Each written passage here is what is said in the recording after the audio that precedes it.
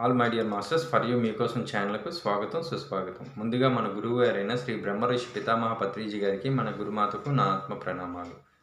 ఈరోజు మన ఛానల్కు సీనియర్ పిరమిడ్ మాస్టర్ గారైన శ్రీనివాసరావు గారు నెల్లూరు నుంచి వచ్చారు. మాస్టర్స్ సార్ చెప్పబోయే టాపిక్ ఆధ్యాత్మిక గుళికలలో 1 ట్యాబ్లెట్ విశ్వశక్తి విశ్వనియమాలు.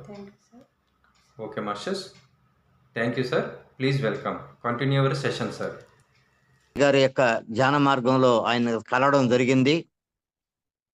తర్వాత ఇప్పటి వరకు ఈ 2025 వరకు కూడా నాకు ఎలాంటి అనారోగ్యాలు లేవు.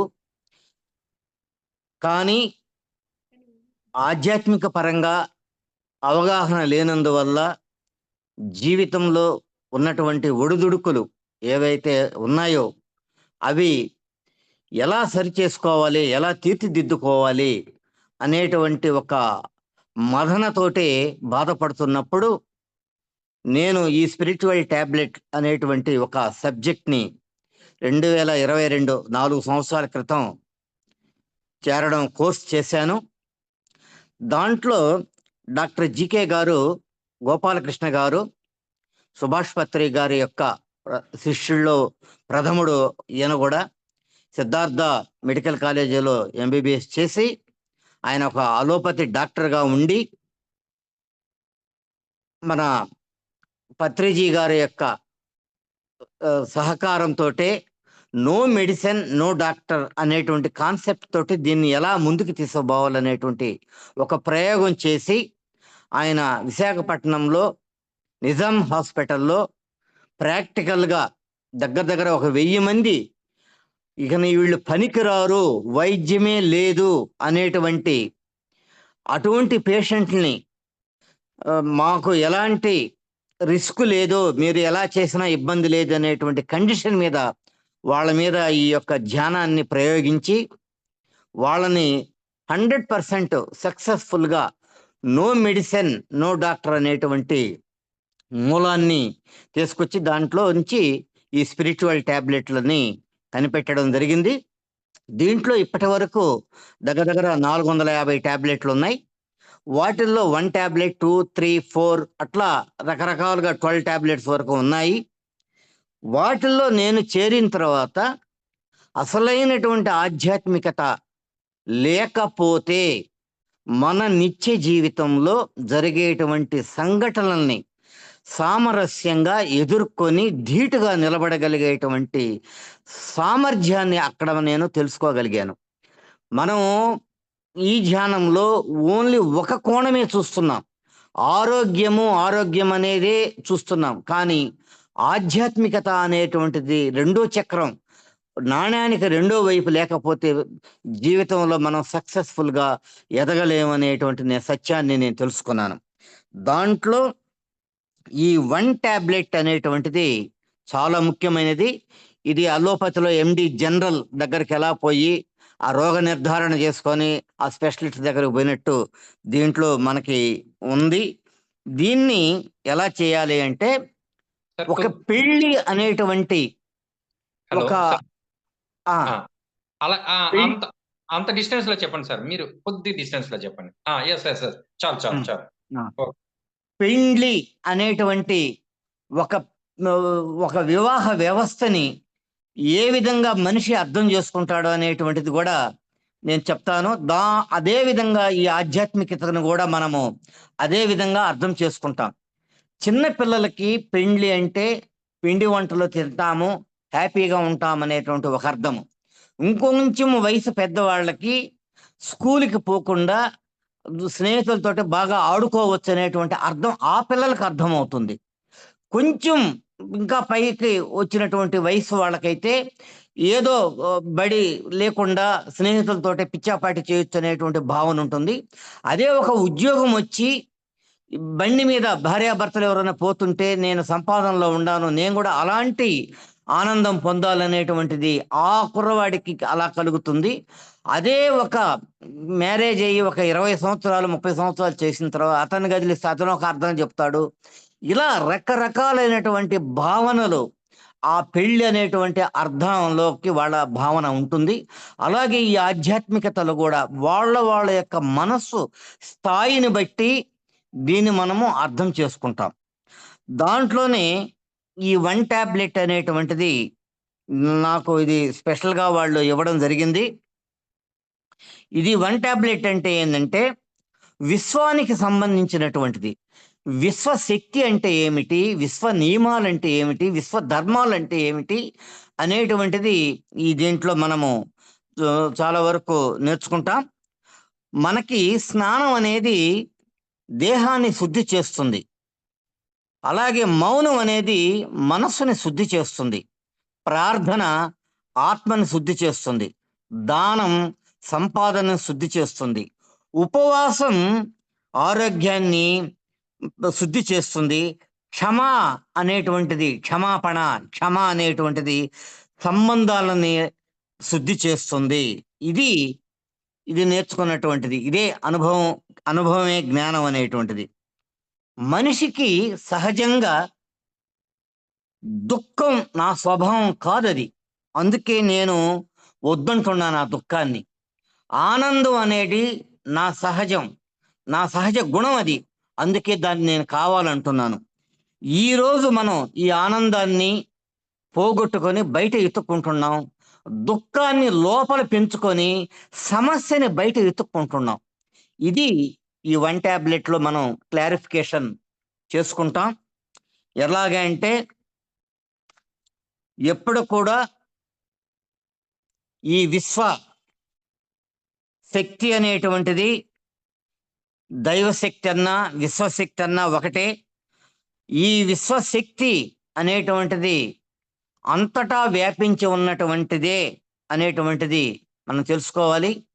దీంట్లో ప్రేమ, ఆనందము అనేటువంటి సహజ లక్షణాలు, అలాగే దాంట్లో క్షమ, సరళత్వము, ఏకత్వము అనేటువంటిదంతా కూడా ఆ విశ్వ శక్తిలోనే ఉంది. ఆ విశ్వశక్తిని మనము ఎలా తీసుకోవాలనేటువంటిది ఈ ధ్యానం ద్వారా మనము చేసుకుంటాం. ఎందుకంటే ఇక్కడ సృష్టి అంతా కూడా నూతనత్వంతోనే ఉంటుంది. అంటే ఈ ప్రాణశక్తే ఈ బాహ్య రూపమే. అదే ఈ భౌతిక ప్రపంచం. ఈ భౌతిక ప్రపంచం అంటే ఏమి లేదు. ఈ శక్తి యొక్క బాహ్య రూపమే. ఈ ప్రాణశక్తే అంతటా వ్యాపించి ఉన్నది. అది లేనిది మానవ యొక్క మనుగడ అనేటువంటిది లేనే లేదు. ఇది మొట్టమొదటగా ఈ ఆవిర్భావం, ఈ భూమి నుంచి మానవ ఆవిర్భావం ఏ రకంగా వచ్చిందనేది 5 దశలలో వచ్చింది. ఎలా వచ్చిందంటే, మొట్టమొదట మన సృష్టిలో రాళ్ళు, రప్పలు, పర్వతాలు, కొండలు తప్పితే ఏమీ లేదు. దానికి స్థిరత్వం అనేటువంటి ఒక గుణం మాత్రమే ఉన్నది. అది ఖనిజ సామ్రాజ్యం అని పేరు పెట్టారు. దానికి ఇచ్చేటువంటి గుణం దాన గుణం అనేటువంటిది సంతరించుకొని కొన్ని లక్షల సంవత్సరాల తర్వాత వృక్ష సామ్రాజ్యంగా ఆవిర్భావం జరిగింది. అలా ఈ వృక్ష సామ్రాజ్యానికి గమనము అనేటువంటిది ఒక గుణం ఏర్పడి అది జంతు సామ్రాజ్యంగా పరిగణన చెంది. ఇదంతా కూడా ఈ పరిణామంతో లక్షల సంవత్సరాలు. అలాగే ఈ జంతువుకి సామ్రాజ్యానికి బుద్ధి అనేటువంటిది వికసించి మానవ సామ్రాజ్యంగా తయారైంది. ఈ మానవ సామ్రాజ్యానికి దైవ గుణాలు కలిగితే అది దైవ సామ్రాజ్యంగా ఉంటుంది. కానీ ఈరోజు మన పరిస్థితి ఏమైందంటే, దైవ సామ్రాజ్యం అటుంచి మానవ సామ్రాజ్యంలోంచి దిగజారి కిందకి దిగిపోయాం.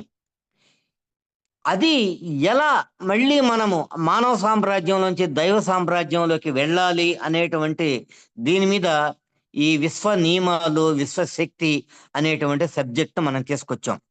ఈరోజు మనకి రోగాలు శరీరం మీద వస్తున్నాయంటే దానికి మానసికమైనటువంటి ఆలోచన, మానసికమైనటువంటి ఆందోళన వల్ల అది బరువు భారం అయిపోయి మనం ఈరోజు మానసికంగా దెబ్బతింటున్నాం.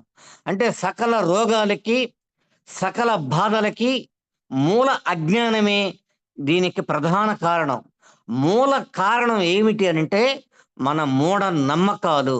ఈ మూఢనమ్మకాల్లో కొట్టుకుపోతూ మనం ఈరోజు ఈ బాధలు దుఃఖాలు ఈ దుఃఖాలు బాధలు అనేటువంటిది ఒక రైలు ప్రయాణంలో కుదుపులు లాంటివి, బస్సు ప్రయాణంలో అవి కుదుపులు లాంటివి. అవి అవగాహన చేసుకొని, అవి అర్థం చేసుకొని, అండర్స్టాండింగ్ చేసుకోగలిగితే మనము జీవితంలో నిలబడగలం. ప్రకృతి ఎప్పుడు కూడా నూతనత్వంతోటి విరాజిల్లుతుంది.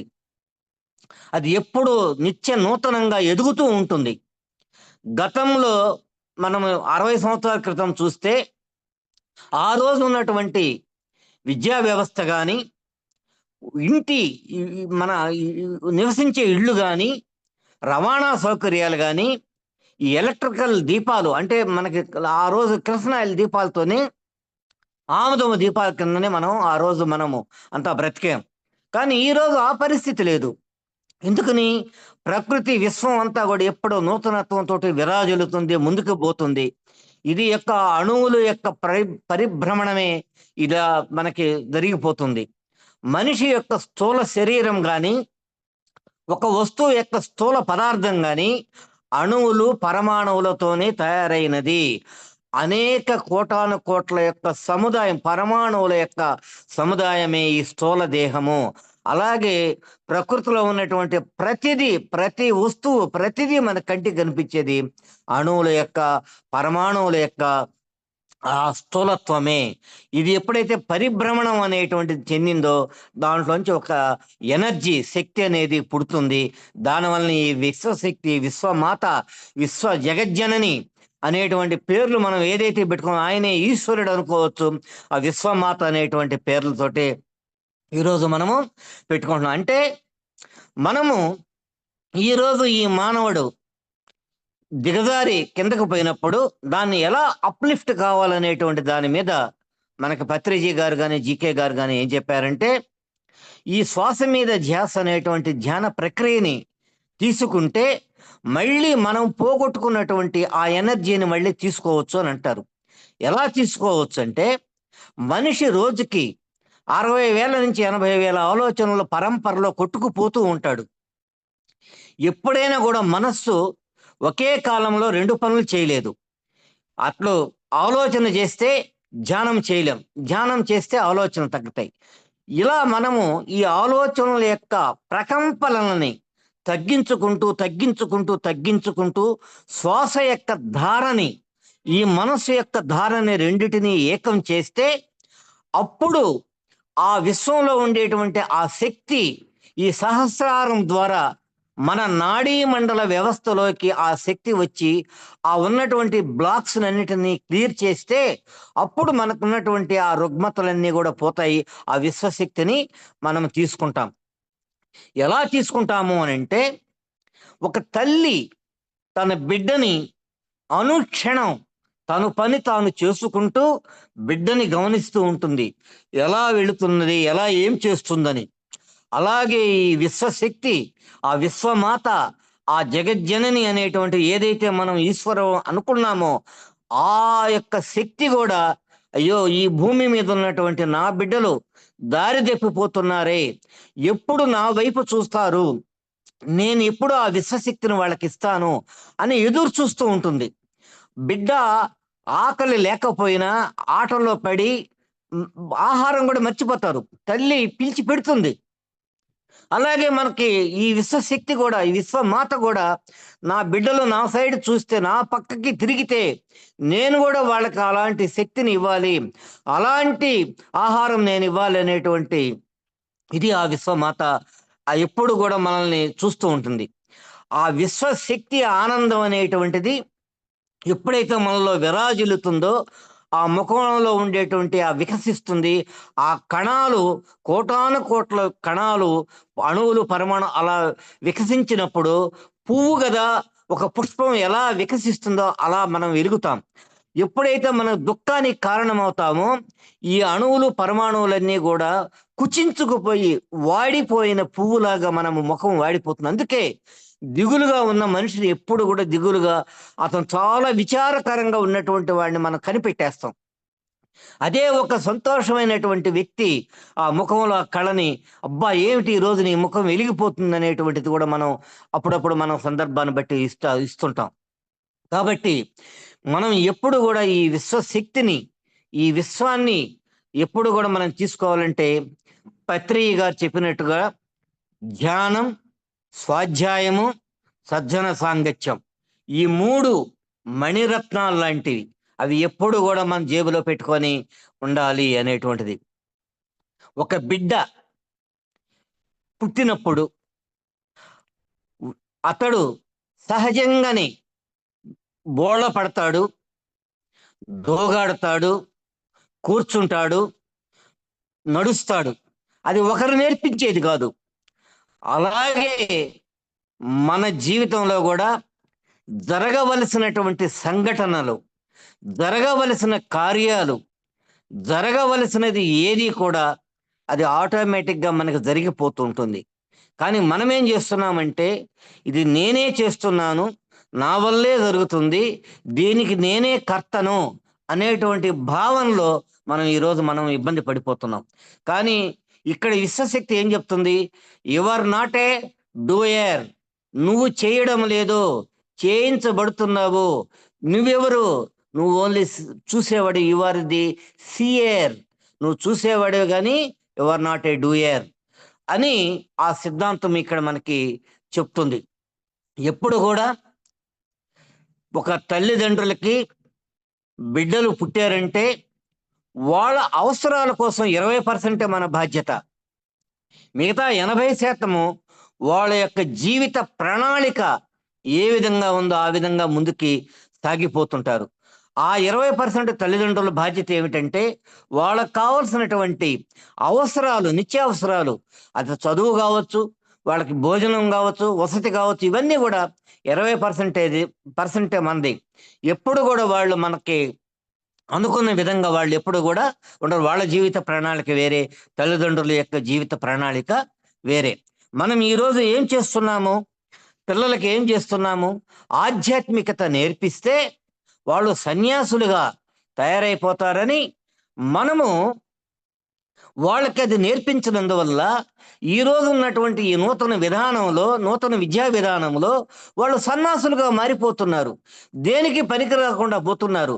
మార్కులు తగ్గిన ఆత్మహత్యలు, లేదంటే ఏదన్నా ఈర్ష్య ద్వేషాల్లో కొట్టుమిట్టాడుతున్నారంటే అది కేవలము తల్లిదండ్రులదే తప్పనేటువంటిది ఇక్కడ జీకే గారు బల్లగుద్ది చెప్తున్నారు. పత్రిజీ గారు కూడా అదే చెప్తున్నారు. పిల్లలు సరిగా లేరు అనంటే అది తల్లిదండ్రుల యొక్క తప్పిదమే. ఎందుకని? మనం ప్రతిదీ వాళ్ళకి నేర్పిస్తున్నాం. ఏం నేర్పిస్తున్నాం? అబద్ధాలు నేర్పిస్తున్నాం, ఈర్ష్య నేర్పిస్తున్నాం, కోపం నేర్పిస్తున్నాం, కపటము నేర్పిస్తున్నాం. ప్రతిదీ మనమే నేర్పిస్తున్నాం. మనం చూసి వాళ్ళు నేర్చుకుంటున్నారు. ఇదే సత్యం అనేటువంటి భావనలో వాళ్ళు పెరుగుతున్నారు. ఇది కరెక్ట్ కాదు. అట్లాగే విశ్వ నియమాలున్నాయి, విశ్వ ధర్మాలున్నాయి. విశ్వ నియమాలను అతిక్రమించి మనం పోవడానికి లేదు. ఈరోజు విశ్వ నియమాల్లో సూర్యుడి చుట్టూ నవగ్రహాలు ఎలా తిరుగుతున్నాయి? వాటి యొక్క కక్షలలో తిరుగుతున్నాయి. అవి వాటి ధర్మాన్ని పాటిస్తూ వాటి యొక్క కక్షలోనే తిరుగుతున్నాయి కాబట్టి ఈరోజు అవి ఒకదాన్ని ఢీకొనడంలా. కనీసం ఈరోజు మనిషి తన ధర్మాన్ని తప్పి అతను గాడి తప్పిపోతున్నాడు. ఈరోజు విశ్వంలో జరిగేటువంటి ఈ విస్ఫోటనానికి, ఈ ఈ యొక్క ఘోరాలకి, ఈ నేరాలకి నా వంతు బాధ్యత కూడా 0.0001% కూడా ఉన్నది. మరి దీన్ని నేను సరి చేసుకోకపోతే ఎవరు సరి చేస్తారు?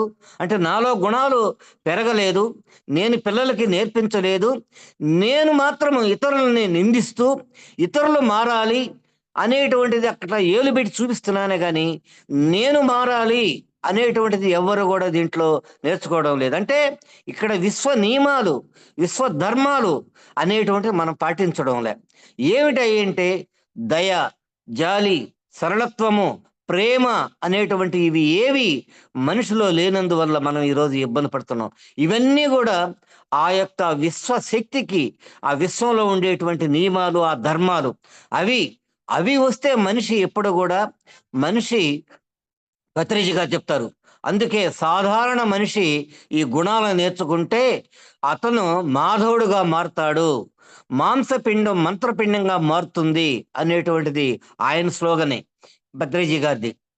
అట్లాగే ఎప్పుడు కూడా మనకి మన యొక్క బాధ్యత అనేటువంటిది ఈ విశ్వంలో తెలుసుకొని దాన్ని మనం ఎప్పటికప్పుడు సరిచేసుకోగలిగితే మనం ఆటోమేటిక్గా సంబంధాలు అన్నీ కూడా మనకి అనుకూలం అవుతాయి.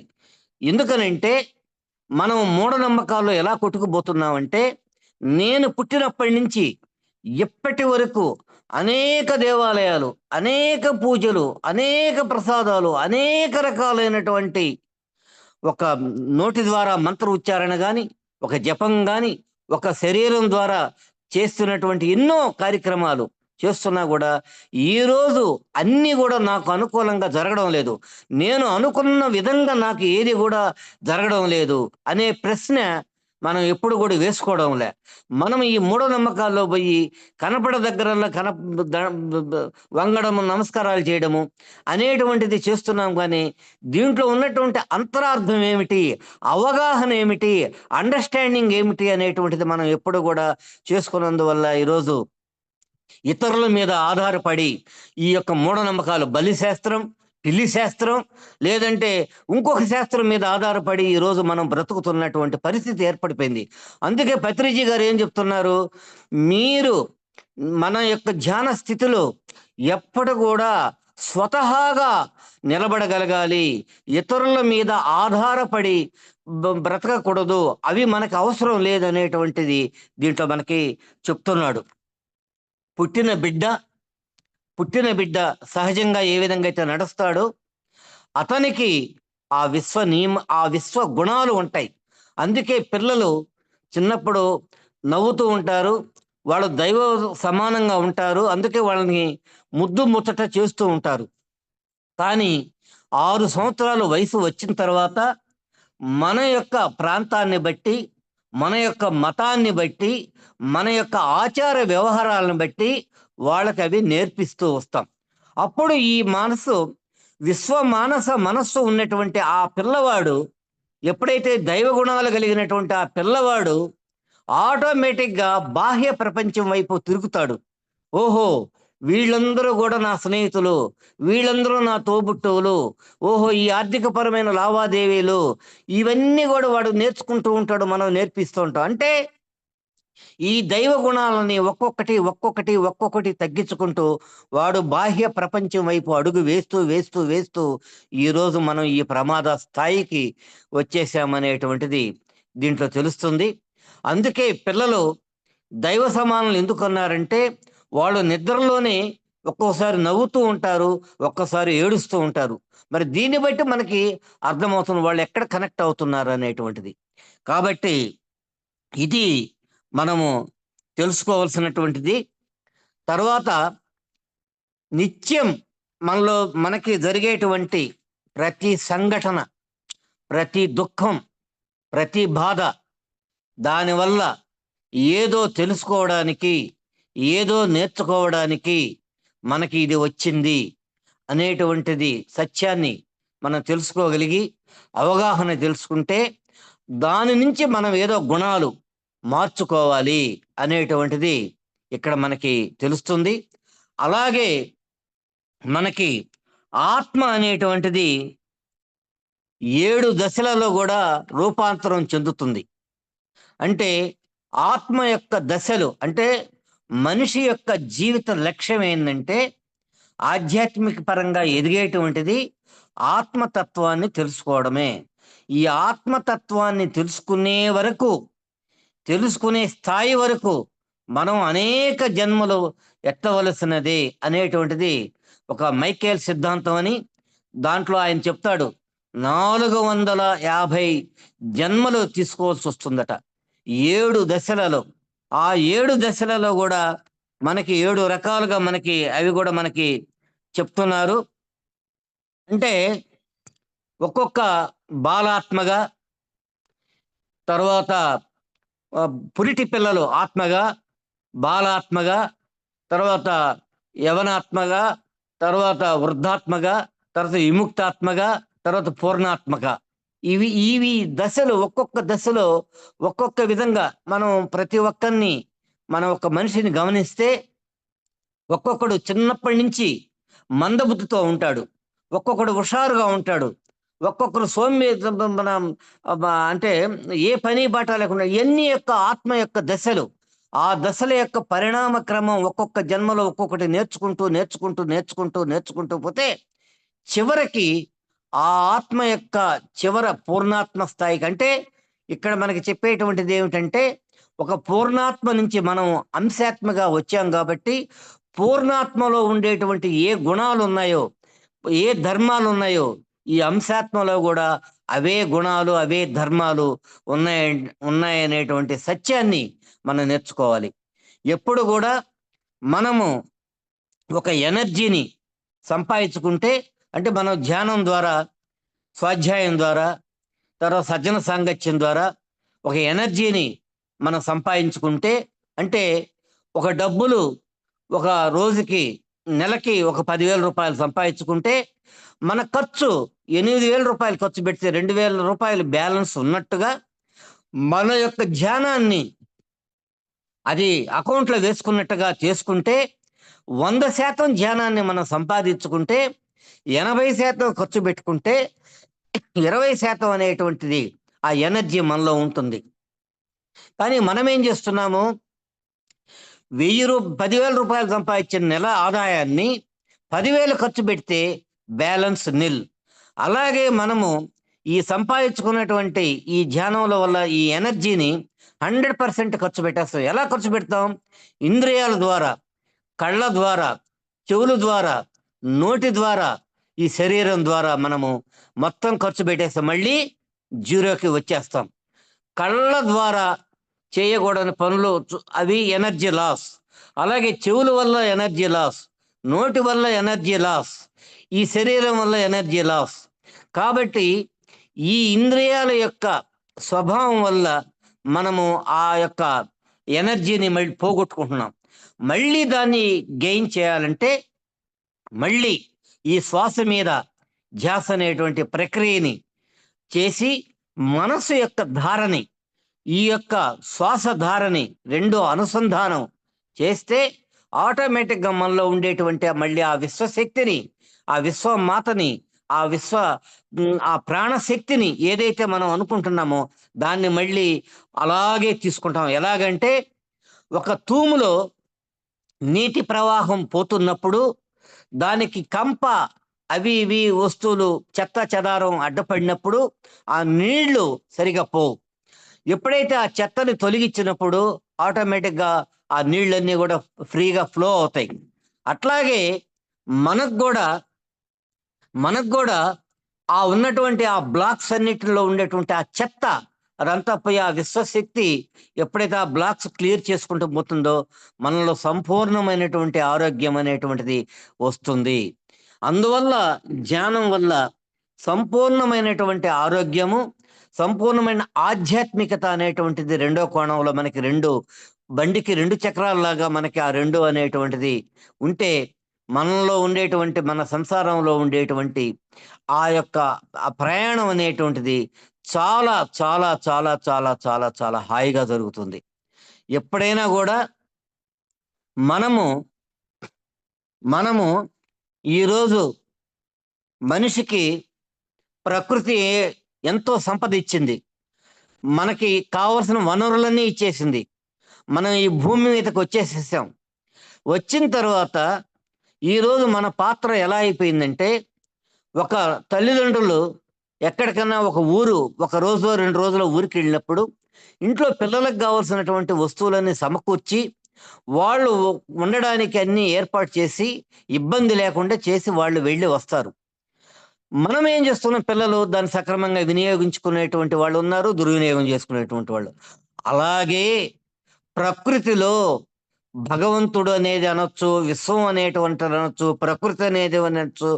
మీరు ఏదైతే ఆ శక్తి అనుకుంటున్నారో ఆ శక్తి కూడా మనకు అన్ని వసతుల్ని మనకి ఇచ్చేసింది.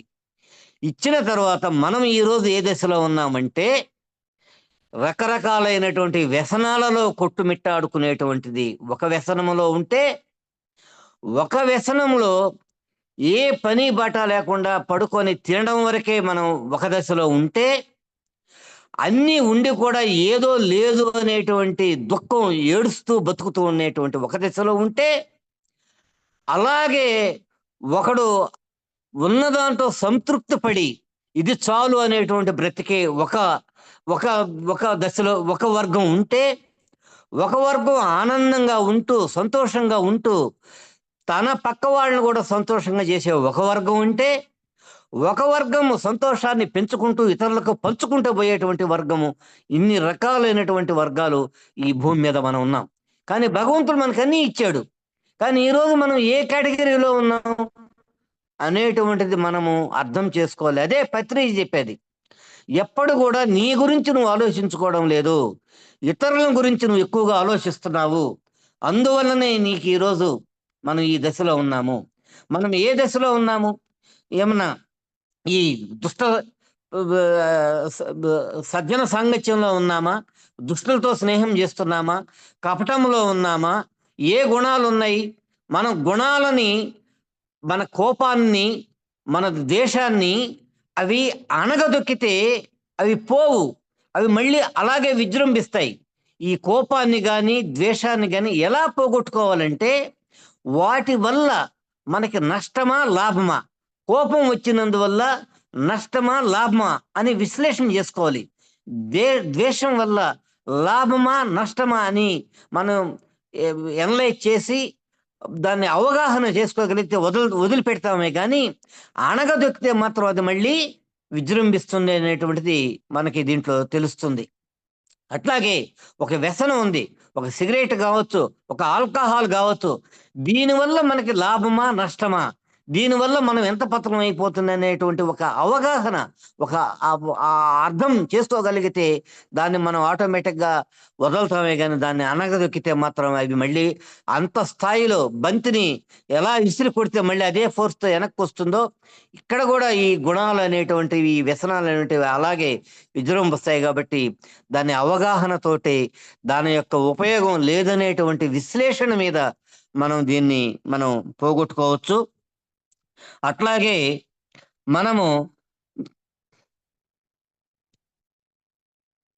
తరువాత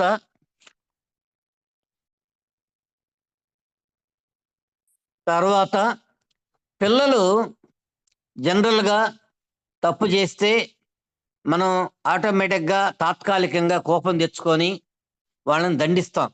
అది ఒక రకమైన స్థాయి దాటినప్పుడు, విన్నప్పుడు చేస్తాం. అలాగే ఈ ప్రకృతి నియమాలు, విశ్వ నియమాలు మనం ఎప్పుడైతే మనిషి దాటి ప్రవర్తిస్తాడో, అప్పుడు ప్రకృతి కూడా ఆ వైపరీత్యాల ద్వారా మనకి ఆ సంకేతాలు కూడా మనకి ఇస్తూ ఉంటుంది. అంటే మనం మాట విన్నప్పుడు, మనం చెప్పిన మాట పిల్లలు ఏ విధంగా విన్నప్పుడు దండిస్తామో, ప్రకృతి కూడా మనల్ని ఆ విధంగా ఈ ప్రకృతి వైపరీత్యాల వల్ల, అది ఒక వైరస్ వల్ల కావచ్చు, ఒక విపరీతాల యొక్క వరదలు కావచ్చు, ఏదైనా కూడా ఆ ప్రకృతి వైపరీత్యాలంటే వాటి వల్ల మనకు కూడా కొన్ని సంకేతాలు ఇస్తుంది. జాగ్రత్త పడండి, మీరు తెలుసుకోండి అనేటువంటిది.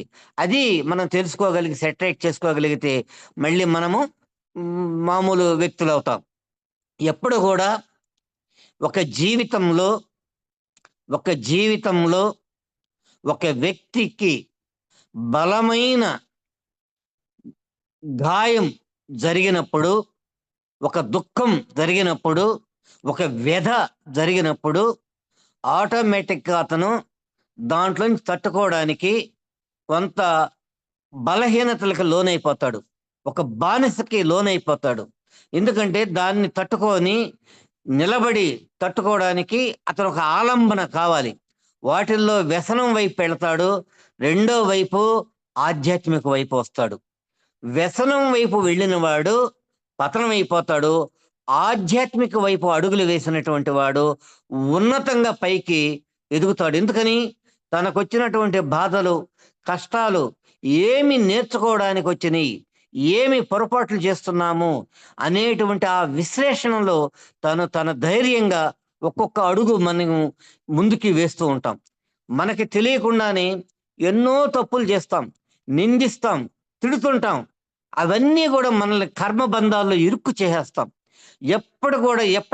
ఎప్పటికప్పుడు ఆ నిందలు అనేది కడుక్కోవాలి. మన చొక్కా మీద ఒక టీ మరక పెడితే అప్పటికప్పుడు ఒక తడిగుడ్డతో తుడిస్తే ఆ మరక అనేటువంటిది 90% పోతుంది. తర్వాత ఒక 10% తీస్తే పోతుంది. అదే ఆ మరకని అప్పటికప్పుడు క్లీన్ చేయకపోతే అది అలాగే ఉంటుంది. తర్వాత దాన్ని పోగొట్టడం చాలా కష్టం. అట్లాగే మన జీవితంలో చేసేటువంటి అనేక రకాలైనటువంటి మన పొరపాట్లు మనం వేరే వాళ్ళని మానసికంగా నిందించినప్పుడు అవన్నీ కూడా ఎప్పటికప్పుడు ఏ రోజుకి ఆ రోజు ఆ క్షమ అనేటువంటిది ఆ ప్రార్థన ద్వారా మనం ఎప్పటికప్పుడు కూడా క్లీన్ కావాలనేటువంటిది దీంట్లో మనం తెలుసుకోవాలి. కాబట్టి మనకి మా జీకే గారు మూల అజ్ఞానమే సకల రోగాలకి, సకల బాధలకి కారణం. ఈ సత్యాన్ని మనం తెలుసుకోవాలి. విశ్వంలో ఉండేటువంటి విశ్వ గుణాలు ఏదైతే ప్రేమ, సరళత్వము ఇవన్నీ గూడా మనలోకి రావాలి. మనలో ఉండేటువంటి అవలక్షణాలు ఏదైతే ఉన్నాయో కోపము, ద్వేషము అవి బయటికి వెళ్ళే కొంది ఈ ప్రేమ, జాలి, కరుణ అనేటువంటివి అవి మన లోపలికి వస్తూ ఉంటాయి. ఎప్పుడైతే ఇవి బయటికి పోతున్నాయో, ఆ గుణాలు ఏదైతే మనలోకి వస్తున్నాయో ఆటోమేటిక్‌గా మనిషి మనిషిగా ఉంటాడు. మనిషి దైవంగా మారతాడనేటువంటిది సత్యం దీంట్లో మనకి చెప్తా. ఇది ఆధ్యాత్మిక వైపు ఉన్నటువంటిది. అప్పుడు మనము ఏమి మాట్లాడాలి? ఏది మాట్లాడకూడదు? ఏది చూడాలి? ఏది చూడకూడదు? ఏది వినాలి? ఏది వినకూడదు? అనేటువంటి ఒక సత్యాన్ని అనేటువంటిది మనం అవగాహన చేసుకోగలుగుతాం. ఈరోజు మనము ప్రతిదీ గూడా మనము ఒక నిత్య జీవితంలో ప్రతిదాన్ని సులభంగా ఇవన్నీ గూడా మనం అవలక్షణాలన్నీ పాటిస్తూ ఉంటాం. అవి ఏముందులేనని. కానీ అవన్నీ గూడా మనలో చేరినప్పుడు ఈ గుణాలు మనలోకి రావు. ఈ గుణాలు మనలోకి రావాలంటే మనలో ఉండేటువంటి ఈ గుణాలు ఈ యొక్క అవగుణాలు బయటికి పోతే అవే వస్తాయి. అప్పుడే మనకి ఉన్నటువంటిది. తర్వాత ఎప్పుడు గూడా ఇన్ని ఆధ్యాత్మిక ప్రయాణంలో మనిషిని 3 రకాలుగా చూస్తాం. మనిషి డబ్బు, ఈ ఎనర్జీని, ఈ విశ్వశక్తిని మనము ఈ యొక్క మన ఆహ్, బ్ జ్ఞానేంద్రియాలతోటి పోగొట్టుకున్నప్పుడు, మళ్ళీ ఆ ఎనర్జీని తెచ్చుకోవాలంటే ప్రకృతిలో ట్రెక్కింగ్ అనేటువంటిది పత్రిజీ గారు పెట్టినటువంటి మహర్భాగ్యం అది. ఆయన ఎప్పుడు కూడా ట్రెక్కింగ్ అనేటువంటిది చాలా ఎంకరేజ్ చేస్తాడు. అంటే కొండ శిఖరాలలో, నదులలో, సముద్రాల దగ్గర అట్లాగే ఈ ప్రకృతి పచ్చని చెట్ల మధ్యలో ఎప్పుడు గూడా మనం ఆ ఎనర్జీని తీసుకుంటాం. పండు వెన్నెలలో తీసుకుంటాం. సూర్యోదయము, సూర్యాస్తమయము ఇలాంటివన్నీ గూడా ప్రకృతిలో అటువంటి వాటి ద్వారా గూడా మనం ఈ ఎనర్జీని తీసుకుంటామనేటువంటిది మన పత్రిజీ గారు చెప్పాడు. దానివల్ల మనము అప్పుడప్పుడు దీన్ని మన ఆహ్, అంటే ఒక 50 సంవత్సరాలు, 60 సంవత్సరాలు దాటిన తర్వాత అప్పుడప్పుడు మనము బయట వెళ్ళాలి. ఆశ్రమ ధర్మం అంటారు. ఆశ్రమ ధర్మాలకెళ్ళి అక్కడ ఒక 20 రోజులో, 10 రోజులో ఉండి వస్తే మనం ఎప్పుడు గూడా ఒక ప్రశాంత స్థితిని పొందుతామనేటువంటిది గూడా మనకి ఈ జీకే గారు మనకి చెప్పారు.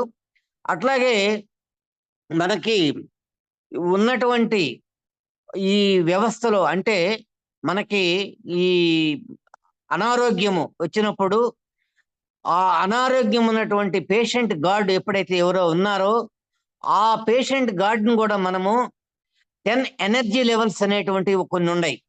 ఆ 10 ఎనర్జీ లెవెల్స్ గాని వాళ్ళని గాని ప్రొటెక్ట్ చేయగలిగితే వాళ్ళు మళ్ళీ మామూలు స్థితికి రాగలగరు అనేటువంటిది మన జీకే గారు చెప్పారు. ఎలా అంటే మన ఇంట్లో ఏం చెప్తున్నారంటే ఏ వ్యక్తికైనా అనారోగ్యము ఉన్నటువంటి వ్యక్తి ఎవరైతే ఉంటారో అతన్ని పేషెంట్ గాడ్ అనమంటాడు. వాళ్ళకి సర్వీస్ చేయడం అనేటువంటిది చాలా ప్రధానమైనటువంటి అంశం అది. ఆ అంశము అనేటువంటిది ప్రధానంగా ఆయన చెప్తాడు. పేషెంట్ రికవరీ కావడానికి టాబ్లెట్స్ అనేటువంటిది ఆయన ఒప్పుకోడు. నో టాబ్లెట్, నో డాక్టర్ అనే కాన్సెప్ట్‌లో 10 ఎనర్జీ లెవెల్స్ అనేటువంటి ఒక కాన్సెప్ట్ ఉన్నది. ఆ 10 ఎనర్జీ లెవెల్స్ ఏమిటి అంటే, పచ్చని చెట్ల మధ్య ఆ పేషెంట్‌ని తిప్పడము, మంచి బ్యాక్‌గ్రౌండ్ ఉండేటువంటి ఒక సంగీతాన్ని అతనికి వినిపించడము, ఎప్పుడైతే ఇంట్లో ఉన్నప్పుడు ఆ డోర్ కర్టెన్స్ గాని, అవన్నీ గూడా నీట్‌గా ఒక గ్రీన్ కలర్‌లో ఉండేటువంటి ఆ కర్టెన్స్ పెట్టడం కానీ, ఇంట్లో చెడిపోయినటువంటి, ఇరిగిపోయినటువంటి వస్తువులు అవన్నీ గూడా అటువంటి చెత్త ఏదైనా గూడా ఆ చుట్టుపక్కల ఆ పేషెంట్ దగ్గర ఉండకుండా అవన్నీ గూడా బయట వేయాలి. ఆధ్యాత్మిక పరమైనటువంటి బుక్స్ చదివి వినిపించడము, ఇలా చేసినందువల్ల ఆ యొక్క పేషెంట్ రికవరీ అయ్యేదానికి చాలామంది ఉన్నారు. మా దాంట్లో లక్ష్మీ ప్రసన్న మేడం అని తిరుపతిలో ఒక మేడం ఉన్నారు. ఆమెకి వెన్నుపూసలో పోలియో వచ్చి సిక్ అయిపోయి ఎక్కడా బాగలేదనేటువంటి ఇంక పనికిరారనేటువంటి స్థాయిలో జీకే గారి దగ్గరికెళ్ళినప్పుడు, ఇది 15 సంవత్సరాల నాడు జరిగిన విషయం. ఆ మేడానికి ఇలాంటి పేషెంట్ గార్డ్‌కి ఇవ్వాల్సినటువంటి ట్రీట్మెంట్ ఇచ్చినందువల్ల, ఈరోజు ఆ మేడం తమిళనాడు రాష్ట్రానికి ఆమె ఒక కౌన్సిలర్‌గా ఉంది. తర్వాత ఆమె ఈ జీకే గారి యొక్క స్పిరిచ్యువల్ టాబ్లెట్ ఫౌండర్‌లో ఆమె ఒక డైరెక్టర్‌గా ఉన్నారు. అసలు ఆమె వంగిపోయినా గూడా చక చక చక చక చక ఆమె నడుస్తూ ఉంటుంది. మేము గూడా ఆమెతో పాటు నడవలేము. ఎందుకని?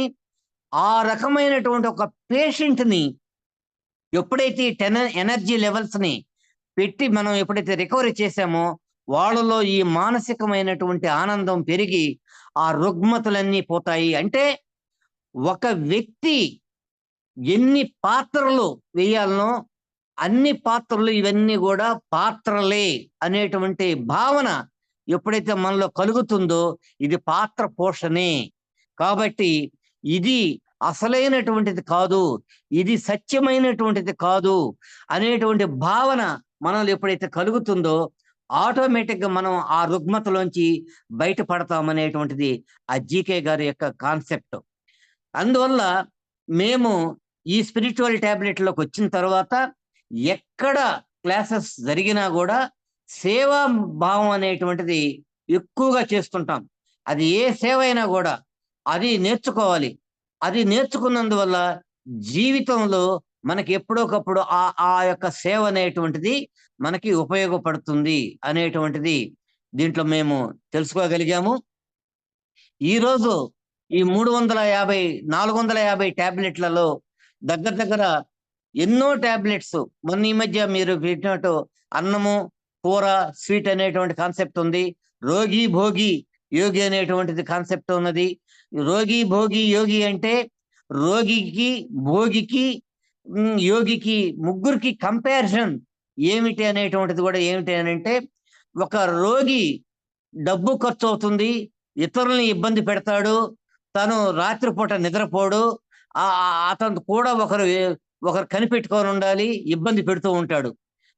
అదొక లక్షణం. అలాగే భోగి అనేటువంటి వాడు మంచి సంపాదన పరుడుగా ఉంటాడు. అది మీటింగులని, వాటిలో మన డిన్నర్‌లని ఆయన డబ్బు ఖర్చు పెడుతూ ఉంటాడు. నైటంతా మేలుకో ఉంటాడు. సంసారాన్ని పట్టించుకోడు. ఆ వయసు ఎప్పుడైతే తగ్గిందో అతను గూడా మనిషి దెబ్బతింటాడు. అదే యోగి గూడా రాత్రిపూట నిద్రపోడు. కానీ అతను ఎవ్వరిని ఇబ్బంది పెట్టడు. ఒక్క రూపాయి ఖర్చు కాదు. కాబట్టి అతను ఎప్పుడూ ధ్యాన స్థితిలో ఉంటాడు. కాబట్టి ఈ రోగి, భోగి, యోగి అనేటువంటి ఈ 3 కాన్సెప్ట్‌లలో అంటే రోగి తిండి విధానంలో తన ఇష్టం వచ్చినట్టు తిని రోగాలు తెచ్చుకుంటాడు. భోగి అనేటువంటి వాడు గూడా వేళలు తప్పి భోజనం వల్ల అతను అనారోగ్యం అవుతాడు. యోగి ఒక్కడే కరెక్ట్‌గా తన యొక్క నిర్ణీత ప్రణాళిక ప్రకారము తన నిత్య జీవితంలో రోజుని 3 భాగాలు చేసి, 3 భాగాలు చేసి 8 గంటలు తన వృత్తి ధర్మానికి, 8 గంటలు తన శరీర ధర్మానికి, 8 గంటలు తన ఆధ్యాత్మిక ఉన్నతి ఎదుగుదలకి తను ఖర్చు పెడతాడు. రోజుని 24 గంటలను ఈ విధంగా ఖర్చు పెడతాడు. ఈ ముగ్గురులో ఎవరు శ్రేష్టమైనటువంటి వాడు, ఎవరు ఉన్నతుడు అనేటువంటిది కూడా ఈ జీకే గారు దీంట్లో చెప్తాడు. అన్ని ఇలాగే ఉంటాయి. ఇప్పుడు లక్ష్మి, సరస్వతి, పార్వతి అనేటువంటి 3 టాబ్లెట్ల యొక్క కాన్సెప్ట్ కూడా దాంట్లో అదే ఉంది. ఏముంది? లక్ష్మి అంటే మనకి డబ్బు అనుకుంటాం, పార్వతి అంటే మనకి ఆ శివుడి భార్య అనుకుంటాము, సరస్వతి అంటే విద్యాదేవత అనుకుంటాం. కానీ ఇక్కడ అలా కాదు. లక్ష్మీదేవి అంటే డబ్బు అవసరమే, కానీ సేవ అనేటువంటిది లక్ష్మీదేవి యొక్క కాన్సెప్ట్. దాన్ని మనం డబ్బుతో పాటు సేవను కూడా మనం నేర్చుకోవాలి. అలాగే పార్వతీదేవి అంటే జ్ఞానానికి సంకేతము, అంతేగాని ఆ జ్ఞాన వైరాగ్యంలో ఉంటుంది కాబట్టి ఆ జ్ఞాన సంపాదనను కూడా మనం తీసుకోవాలి. అలాగే సరస్వతి అంటే ఒక చదువే కాదు, కళలు అనేటువంటిది కూడా ఉంది. దాంట్లో కళలు, నృత్యము అనేటువంటిది కూడా మనం అన్ని కూడా నేర్చుకోవాలి. ఇవన్నీ కూడా సమాన భాగాలుగా మనం చేసుకోవాలి అనేటువంటిది ఈ జీకే గారు చెప్తారు. అందుకే మనకి పత్రిజీ గారు ఎక్కడికి పోయినా 4 పద్యాలు పాడవాయి, లేదంటే 2 పాటలు పాడవాయి అని ఆయన సరదాగా అంటూ ఉంటాడు. ఎందుకని అంటుంటాడంటే వాళ్ళలో ఉండేటువంటి ఆ సృజనాత్మకత అనేటువంటిది బయటకు వస్తుంది. వాళ్ళు చాలా మంది ఈ యొక్క బాగా పాడలేను, బాగా చదవలేను అనేటువంటి ఒక అణగదొక్కుని ఉంటారు. దానివల్ల కూడా మనకి ఆ ప్రెషర్ అనేది లోపలుండి ఈ రుగ్మతులు అనేటువంటివి వస్తున్నాయి. కాబట్టి అది ఓపెన్ కావాలి. ఎప్పుడు కూడా మనం చాలా మంది ఓపెన్ గా ఉండరు. కొంతమంది ఓపెన్ గా ఉంటారు, కొంతమంది చాలా క్లోజ్డ్ గా ఉంటారు, కొంతమంది 50-50గా ఉంటారు. కానీ పత్రిజీ గారు కానీ జీకే గారు ఏం చెప్తారంటే చాలా ఓపెన్ గా ఉండండి, మీలో ఉండేటువంటి ఈ సగం రుగ్మతులు అనేటువంటిది అన్ని కూడా పోతాయి అనేటువంటిది దీంట్లో మనకి చెప్తున్నారు. టోటల్ గా టోటల్ గా మనకి తెలియవలసినటువంటి దీంట్లో కాన్సెప్ట్ ఏమిటంటే విశ్వ నియమాలు, విశ్వ ధర్మాలు, విశ్వ మానస మనస్సు, ఏమి నేర్చుకోవాలి, ఏమి నేర్చుకోకూడదు అనేటువంటిది ప్రత్యేకత. ఏదైతే ఎనర్జీని మనం సంపాదించుకున్నామో ఆ ఎనర్జీని ఏ విధంగా ఖర్చు పెట్టాలి అనేటువంటిది కూడా మనకి దీంట్లో నేర్పించారు. దీంట్లో ఎప్పుడైనా కూడా ధ్యానము సరిగా కుదరలేదు అని చాలా మంది చెప్తూ ఉంటారు. ధ్యానము ఎందుకు కుదరదు అని అంటే ధ్యానములో కూర్చున్నప్పుడు మనసు ఒకేసారి ఒకే పని చేస్తుంది. ఆ ఒకే పని ఆలోచనల పరంపర యొక్క కొట్టుకుపోతూ ఉంటే ధ్యానము కుదరదు. ధ్యానం ఉంటే మనకి ఈ ఆలోచనలు తగ్గుతాయి. ఈ ఆలోచనలు తగ్గే కొంది ధ్యానం యొక్క విశిష్టత వ్యవస్థ పెరుగుతూ ఉంటుంది. అందుకే ఆయన అంటాడు రోజుకి 15 నిమిషాల నుంచి మొదలుపెట్టి నీ వయసు ఎంత ఉందో అన్ని గంటల సేపు దీన్ని మనం ధ్యానం చేయమని చెప్తున్నారు. కాబట్టి ఇది మనము నేర్చుకోవాల్సినటువంటి విధానము. ఎప్పుడు కూడా మన శరీరంలో ఉండేటువంటి పత్రిజీ గారు కానీ జీకే గారు ఏం చెప్తారంటే మన శరీరంలో ఎన్నో ఆర్గాన్స్ ఉన్నాయి. ఈ ఆర్గాన్స్ ని ఈరోజు పట్టించుకునేవాడే లేడు. ఆ ఆర్గాన్స్ అవి ఎలా పనిచేస్తున్నాయో, అవి ఎలా ఉన్నాయో మనకు అనవసరం. మనం ఎప్పుడు కూడా ఈరోజు లక్ష్మీదేవి ఎంబడి అంటే ఒక సంపాదన వైపే పోతున్నాము, మిగతాదంతా కూడా పట్టించుకోవడం లేదు. అది అంతా కూడా సంపాదన అంతా కూడా పోగేసుకొని చివరికి అనుభవించే టయానికి మనలో ఈ రోగాలు వచ్చి ఆ సంపాదించిన డబ్బంతా కూడా ఈ రోగాలకు ఖర్చు పెట్టుకునేటువంటి పరిస్థితి ఈరోజు మనకి దాపురిచ్చింది అనేటువంటిది మనకి ఆ జీకే గారు చెప్తున్నారు. అందుకనే ప్రతి అవయవం యొక్క ఫంక్షనింగ్ ఎలా చేస్తున్నది అనేటువంటి దానికి కావలసినటువంటి ఆహారాన్ని, దానికి కావలసినటువంటి నియమాన్ని, దానికి కావలసినటువంటి ధర్మాన్ని మనం ఎప్పుడు కూడా మనకి చేస్తూ ఉంటే అవి కూడా బాగా పనిచేస్తాయి అనేటువంటిది మన జీకే గారు చెప్తారు. అందుకే ఈరోజు ఆ జీకే గారు తన వృత్తిని మానేసి ఈరోజు ఆయన ఉభయ రాష్ట్రాలు తిరిగి ఈరోజు ప్రపంచ దేశాల్లోనే ఆయన అనేక దేశాల్లో ఎక్కువసేపు ఉంటుంటాడు. ఇది ఆయన యొక్క కాన్సెప్ట్ అని ఏంటంటే నో మెడిసిన్ నో డాక్టర్ అనేటువంటి కాన్సెప్ట్ తోటే ఈరోజు మేము ముందుకు పోతున్నాం. ఈ స్పిరిచువల్ టాబ్లెట్లు అంటే చాలా మందికి ఆధ్యాత్మిక గుళికలు. కానీ మనం దీంట్లో తెలుసుకోవాల్సింది ఏంటంటే శ్వాస మీద ధ్యాస పెట్టి ఆరోగ్యమే కాదు ఆరోగ్యమే మహాభాగ్యంతో పాటు ఆధ్యాత్మికత అనేటువంటిది రెండో కోణాన్ని కూడా మనము చేసుకోగలిగితే జీవితంలో సాఫీగా ఆనందంగా పోతూ ఉంటుంది. ఎలాగంటే మనము ఒక కారు నడిపేటప్పుడు బ్రేకులు బాగున్నాయి, అద్దం క్లారిటీగా ఉంది, డ్రైవర్ బాగా ఉన్నాడు అనేటువంటి దీని మీద మనం హైవే మీద హ్యాపీగా, అంటే మన యొక్క ఆలోచనలు కూడా సకారాత్మకమైనటువంటి ఆలోచనలు, నకారాత్మకమైన ఆలోచనలు కాకుండా సకారాత్మకమైనటువంటి ఆలోచనలు ముందుకు సాగిపోతే అన్ని కూడా మనకి అనుకూలపడతాయి. ఎప్పుడు కూడా మనలో గుణాలని పెంచుకొని ఆ క్షమాతత్వాన్ని ఎప్పుడైతే మనం నేర్చుకుంటామో బయట ఉన్నటువంటి సమస్యలన్నీ కూడా ఒక్కొక్కటి కదలడం దొరుకుతుంది. అంటే దీంట్లో కూడా ఏం చెప్తారంటే సమస్య ఆధ్యాత్మిక పరిష్కారం అనేటువంటి ఒక టాబ్లెట్ ఉంది.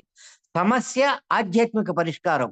సమస్య అనేది నా దగ్గరే ఉంది, పరిష్కారం అనేటువంటిది కూడా నా దగ్గరే ఉంది అనేటువంటి సూత్రం కూడా మనం దీంట్లో తెలుసుకోవాలి. ఎందుకనంటే ప్రతిదీ ప్రతిదీ ఈరోజు మనకి అవగాహన లేనందువల్లనే మనం ఈరోజు ఈ రోగాలు తెచ్చుకుంటున్నాం అనేటువంటిది చెప్తున్నాము. అందుకనే దీంట్లో ఈ శరీర ధర్మాన్ని, మన యొక్క ఆర్గాన్స్ యొక్క ధర్మాల్ని మనం కాపాడుకోవాలి. ఇంద్రియాల్ని మితంగా వాడుకోవాలి. ఆయన చెప్తాడు మనం మితంగా ఆహారం తీసుకోవాలి.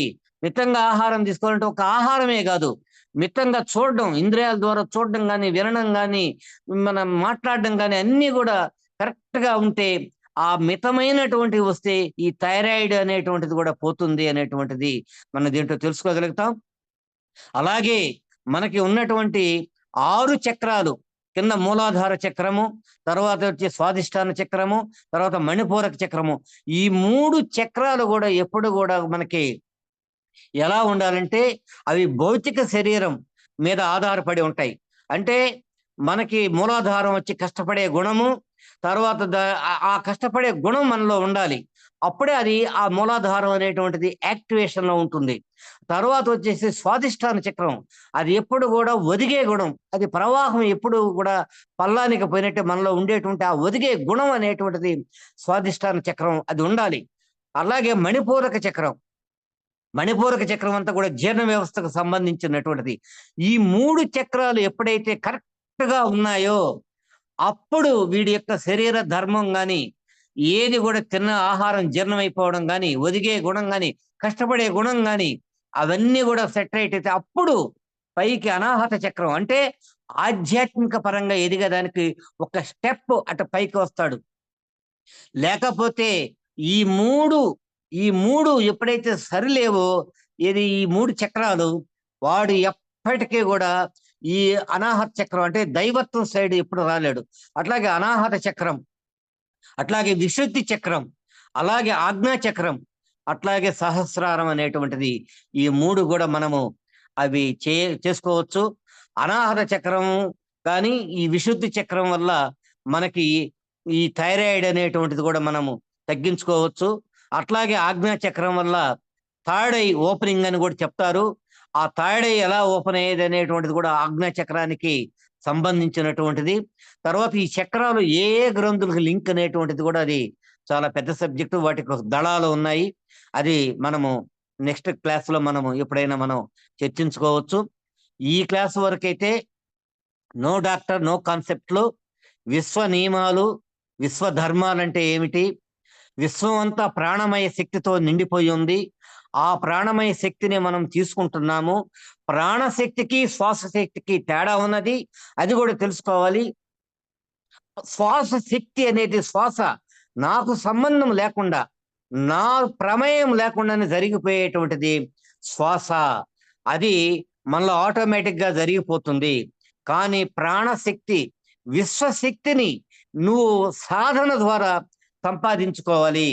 ఆ సాధన ద్వారా సంపాదించుకోవాలంటేనే నీలో ఆ రుగ్మతలు తగ్గుతాయి. అది ఎలా అనేది ఈ శ్వాస మీద ధ్యాస, స్వాధ్యాయము, సజ్జన సాంగత్యం అనేటువంటిది, ఈ మూడు ఈ మూడు మూడు మణిరత్నాలుగా జేబులో పెట్టుకోమని పత్రిజీ గారు చెప్పారు. కాబట్టి ఈ రోజు కూడా మా నిత్య జీవితంలో నా స్వ అనుభవంలో, నా యొక్క అనుభవమే జ్ఞానంలో ఉన్నటువంటి నా ఒడిదుడుకులు, నా ఆధ్యాత్మిక, నా జీవన ప్రయాణంలో ఆరోగ్యాన్ని 25 సంవత్సరాలు కాపాడుకోగలిగాను. అలాగే ఆధ్యాత్మిక పరంగా ఈ 4 సంవత్సరాల్లో మంచి అవగాహనతోటి ఏది మనిషి యొక్క గుణం అంటే ఏమిటి, విశ్వ నియమాలు అనేటువంటిది అవన్నీ కూడా చేసి దీంట్లో సేవ అనేటువంటిది ప్రధానంగా నేర్చుకొని ఈరోజు ఆ యొక్క పత్రిజీ గారి యొక్క ఆశయాన్ని, జీకే గారి యొక్క ఆశయాన్ని ముందుకు తీసుకెళ్తున్నాను. నేను నెల్లూరు జిల్లాలోనే కాదు, ప్రకాశం జిల్లా, చిత్తూరు జిల్లాలో 3 జిల్లాల్లో అనేక దగ్గర 60 గ్రామాల్లో నేను ఈ స్పిరిచువల్ టాబ్లెట్ల మీద దగ్గర చాలా ప్రోగ్రామ్స్ ఇస్తూ ఉంటాము. దీంట్లో 11 డేస్ ప్రోగ్రామ్స్ కూడా చేస్తూ ఉంటాను. అక్కడ నేను మొట్టమొదటగా చేసేటువంటిది సేవ. అక్కడ సేవ, ఈ గుణాల గురించి ఎక్కువగా అవగాహన చేస్తుంటాము. దానివల్ల మనిషి ఎదుగుతాడే గాని ఇవి ఫండమెంటల్స్ లేకుండా మాత్రము ధ్యానంలో నిలబడలేరు, ముందుకు పోలేరు. ఆధ్యాత్మికంగా ఎదగాలి అంటే, అంతర్ముఖ ప్రయాణం చేయాలంటే సాహసం కూడా కొంత కావాలి, ధైర్యం కూడా కొంత కావాలి, ఆహార నియమాలు కొంత కావాలి. ఇవన్నీ కూడా మిళితం చేసుకుంటేనే మనము ఈ ఆధ్యాత్మిక ప్రయాణం సక్రమంగా జరుగుతుంది. ఎప్పుడైతే మానసిక ఆందోళన పెరిగిందో దాన్ని డాక్టర్లు సైకోసొమాటిక్ అనేటువంటి దానికి ఒక నామం పెట్టారు. మానసిక ఒత్తిడి పెరిగే కొంది అది సైకోసొమాటిక్ గా మారిపోతుంది. వాళ్ళు మానసికమైనటువంటి రుగ్మతలకి పడిపోతారు. అటువంటి వాళ్ళని మనము రికవరీ చేయాలంటే ఈ ధ్యానం ఒక్కటే, ఒకే ఒక టాబ్లెట్ ధ్యానము. అదే శ్వాస మీద ధ్యాస, అదే మనకి ఆయుధం అనేటువంటిది చెప్పారు. ఇది ఆరోగ్యానికి సంబంధించింది.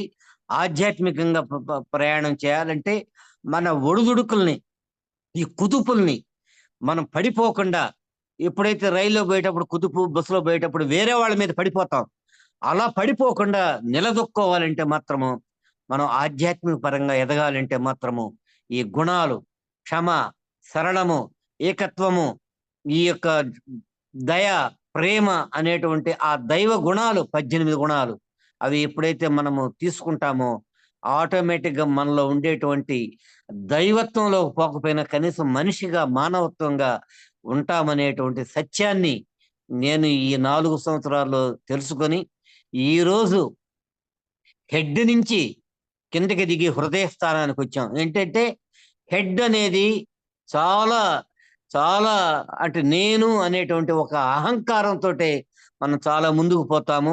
ఆ హెడ్ నుంచి దిగి హృదయ స్థానానికి దిగాము.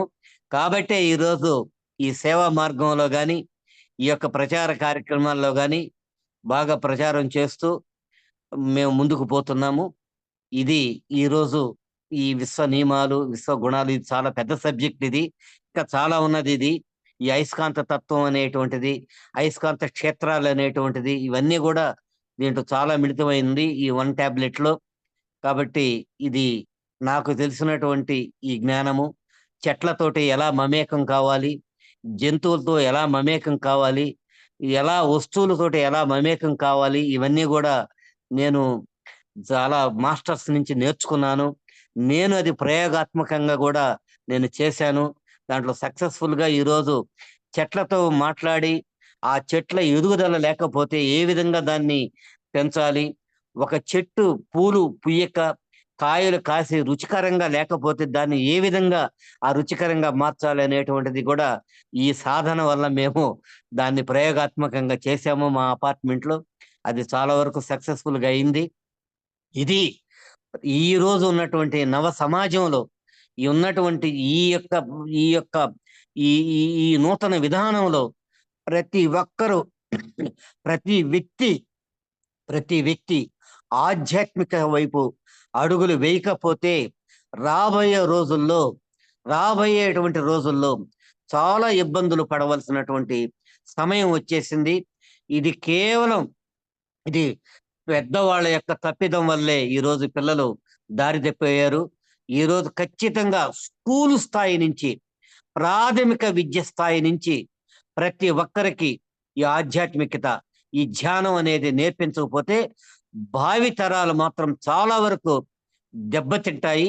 అందుకనే పత్రిజీ గారు ఈ ధ్యానం, ధ్యానం, ధ్యానం, ధ్యానం అని ఆయన 40 సంవత్సరాలు తన జీవితాన్ని మొత్తం అంకితం చేసి ఈరోజు ఆయన భౌతికంగా లేకపోయినా కొన్ని ఆ రోజు ఆయన భౌతికంగా ఉన్నప్పటికన్నా కూడా ఈ రోజు ఆయన లేకపోయినా కూడా ఆయన ఈ రోజు శాకాహార ర్యాలీలు కానీ పిరమిడ్ కన్స్ట్రక్షన్స్ కానీ విపరీతంగా ఆ యొక్క ప్రస్థానం చాలా ముందుకు పోతుంది. మేము దాంట్లో భాగస్వామ్యులుగా ఉన్నాము. మేము ముందుకు పోతున్నాం అనేటువంటిది ఈ యొక్క ఈ జూమ్ క్లాస్ ద్వారా మన ఆత్మ బంధువులందరికీ ఆత్మ ప్రణామాలతోటే అందరూ కూడా ఈ సత్య మార్గాన్ని, ఈ అంతర్ముఖ ప్రయాణాన్ని దీన్ని అవగాహన చేసుకొని, అండర్‌స్టాండింగ్ చేసుకొని, మన జీవితాన్ని, మన సంసారాన్ని మనం బాగు చేసుకుంటే, నన్ను చూసి, నా ప్రవర్తన చూసి, నా ఇంట్లో నా భాగస్వామి మారొచ్చు, నా పిల్లలు మారొచ్చు. ఇతరులు గూడా నన్ను చూసి, వాళ్ళు గూడా ఆదర్శంగా తీసుకొని, వాళ్ళు గూడా మారేదానికి అవకాశం ఉంటుంది గాబట్టి, ఆ మొట్టమొదటి అడుగు నా ద్వారానే నేను ముందుకు వేస్తున్నాను. వేస్తూ ఇతరులకి చెప్తున్నాను. కాబట్టి ఇది నేను చెప్పేటువంటి ఈ ఈ కాన్సెప్ట్ అనేటువంటిది ఈరోజు ఈ జూమ్ క్లాస్ ద్వారా అందరికి వినియోగించుకుంటున్నాను. జై పత్రిజీ, జై జీకే గారు. Thank you sir. For you మీకోసం మన ఛానల్కి వచ్చి ఎంతో ఆత్మజ్ఞానాన్ని అందించినందుకు thank you sir. Thank you.